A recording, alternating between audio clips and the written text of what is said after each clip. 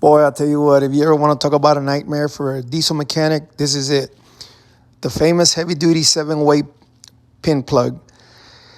It is something that, for whatever reason, is difficult. It seems like one guy can wire it, make it work, and then if there's a problem and you put a different guy on it, he has to start all over. And I don't know why it's so difficult because there is a standard. There is a tool that's made specifically for helping you verify the operations. But I think the biggest problem is that the white wire, which is the ground, is the one, if you get it wrong, which you got 7 possible locations to put it in, and then the rest follow. So that's why you can wire it 49 different ways. Can you make it work 49 different ways? You can, if you're the one that's doing it.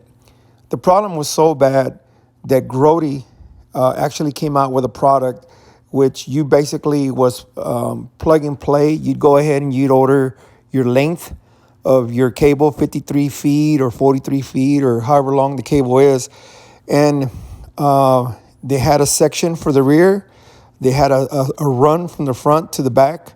And then they also had accessories for side marker lights, front amber light, rear side marker lights. And it basically was all plug and play.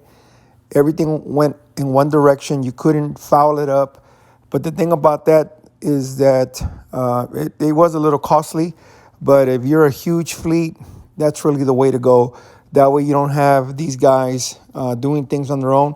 As you can see, we're using what's called barrels on the wiring. One, it makes for a better connection. 2, if you have to service this plug down the road, the wire will still be in good shape and you can just transfer it over if you have to replace the plug or whatever. Versus if you don't use a barrel, you're going to go ahead and you're going to tighten the screw and you're going to fray the wires. More than likely, you're going to only have half of the wires contacting. The other half are going to be in the barrel, but they're not going to have a tight fit. That's why we use these barrels. And of course, right here, you can see we're using the set screw to lock it or index the plug.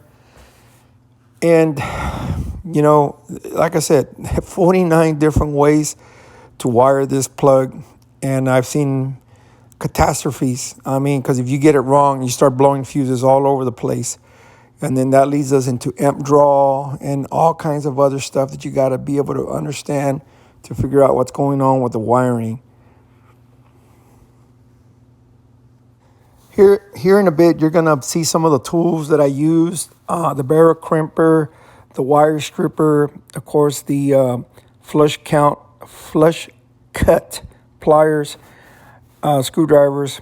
They're all essential, but really, as you can see right here on the plug, it's pretty specific on the colors. It has it both on the front and the back of the plug. And if you use the correct wire, 7 count heavy duty wire, they're color coded. You cannot go wrong. That's why I'm astonished that people always get this wrong with these wiring when everything is clearly marked front and back. And if you get the right wire, you just got to match up the color with the hose.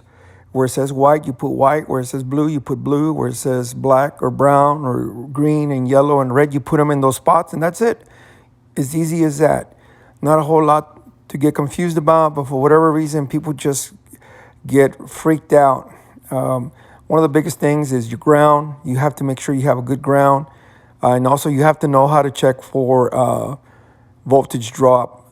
Also, if you're just replacing the plug, you need to be sure that the wire harness on the trailer is not shorting out, shaved, damaged, or whatever. Oh, right here on this part right here I'm showing you is the insulation wire stripper, that yellow tool.